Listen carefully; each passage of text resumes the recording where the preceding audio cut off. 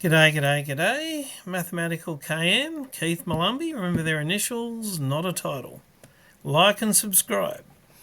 Okay, ANU tournament, round 5. This is going to be a relatively short video, a bit of a lesson for me. Just quickly, 1450, 1460, much for muchness, should be fairly tight.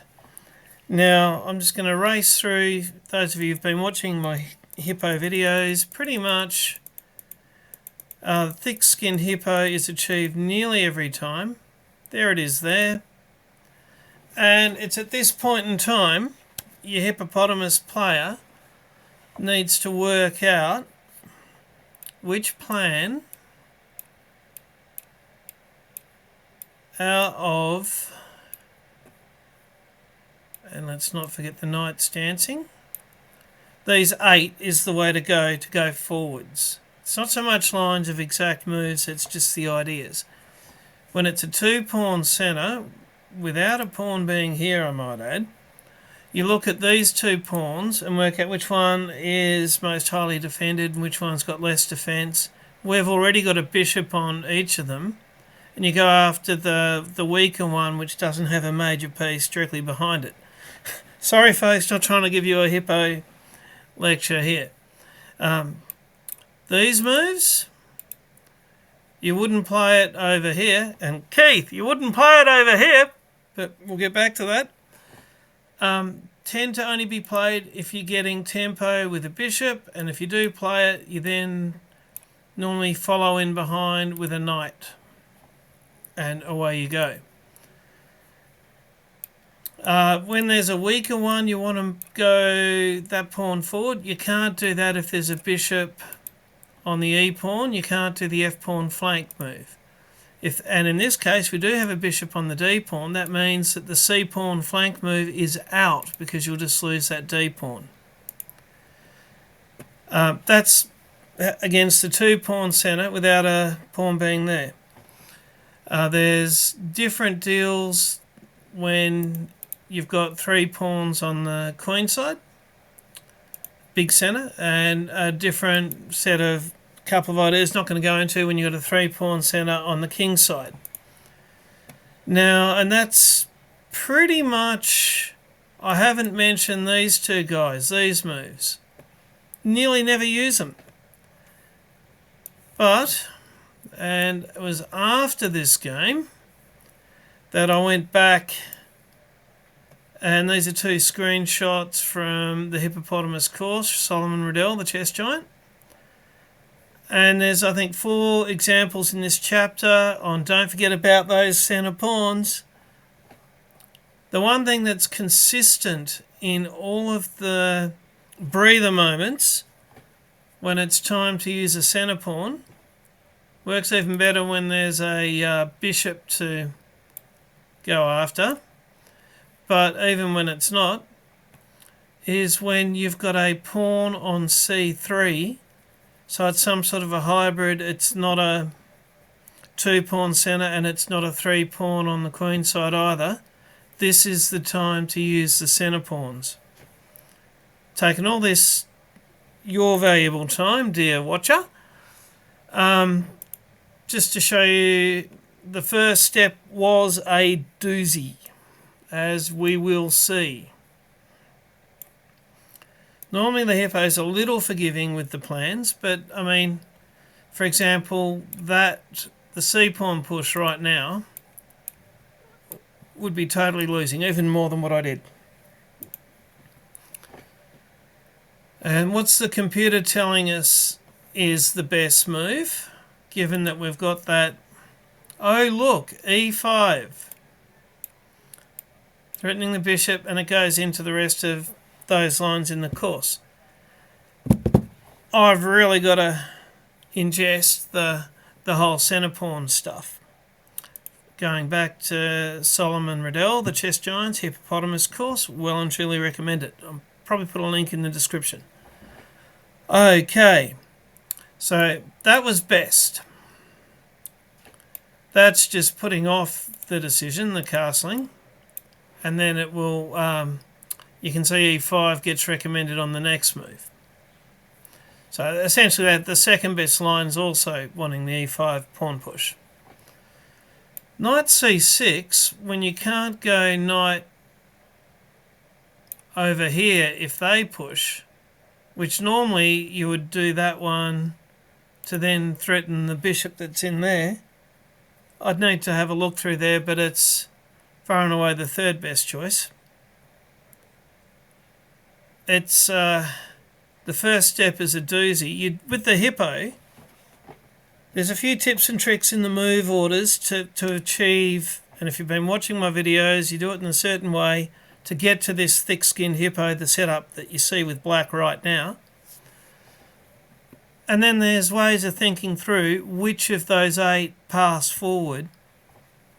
It's the jiu-jitsu of chess. It's based on what white's done. And e5 is the way to go. Currently the eval is on plus 0.5 to white. I've played just a taking space. It didn't come with tempo. It goes against what I told you in that little brief, and it's more than doubled up to plus 1.1 and or 1.2. My opponent cashes in on that bad move, as he should. The best move for cashing in, and one of the reasons it's bad without coming with tempo, is also just how good a4 is and played. Bishop, I've got to get. I meant to have 2 pieces on his pawn, but he's got 2 on my pawn, and all sorts of worries with at least the bishop's protecting the rook if this pawn comes in. But I would be well advised to get some more protection for my b pawn. The top move is bishop to c6, which would achieve that. Then if he comes for, it's all reactionary and not trying to achieve what I'm not pushing, and I'm used to pushing the pace, the tempo, having the momentum. Not necessarily winning, but I'm used to controlling the flow of the game at least. I've gone over there. That's really only putting it off. It's a better move on that side of the board because it comes with the tempo. But he just takes the bishop all the way back. That's fine. And so we've got the same problem over here with the b pawn. Bishop c6 is still the best try that we've got. Second best is just saying, well, sucks to be you, and sacking it and developing either his queen or his rook out there. I've just almost given up on it and castled. He takes, I take, he takes. So I've dropped a pawn. Got to get rid of that bishop. So, in a sense, completely outplayed in that he punished me the way he should. But also, in all 5 of the other games in this tournament, I've gone ahead at least with the right plans and been in a good position 20 moves in, and from there it's depended on the game. But the first step was a doozy, going with the wrong plan, that move ahead of the breather moment in this game. And so I was already under the pump. No, I knew it too. Asked the bishop to go away. It does. Now, at the college where I teach, you always tell the kids to watch what did Sauron do. It's not about what Sauron did. You've also got to be aware. I may make this something I should reinforce with the kids. What did Aragorn do? What was Aragorn doing? He was protecting the D pawn. So in a way I fought kind of as hard as I could for the first pawn that I went down, but that move does not protect the pawn that Aragorn was protecting, so I've gone down 2 pawns. The bishop's really stuck in my position. It's already plus 4 to white. Let's just quickly protecting the knight that was threatened. He takes it anyway, so we swap it off. He has pawn forward, knight back. He's got that knight right in my position. That was beautifully done because we swap it off and he gets a queen right in my position. Ouch. Take tempo on the queen, and it's also on the bishop in front of the queen. Go there. Takes. He's just efficiently carrying that 5-point advantage through. I've kicked and screamed a little here. Only this far. Little personal point of honour. Wasn't going to tip my king until she dies. And then that's it. So let's hit review. Yeah, there we go. Look at that.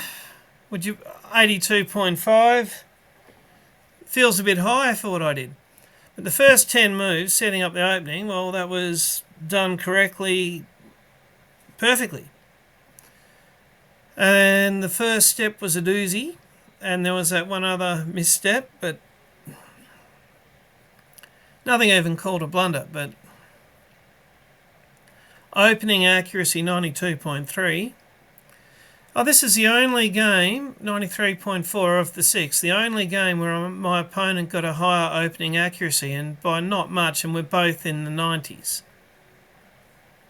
The trouble was, the first step is a doozy, and it was the most uncommon plan forward in the hippo after the breather moment. But you can bet that by tomorrow's Monday night normal game at my local club, I will have watched that rewatched Chapter 6 of Solomon's Course a couple of times. Anyway, so that was a wake-up call for the hippopotamus, round 5 of the ANU.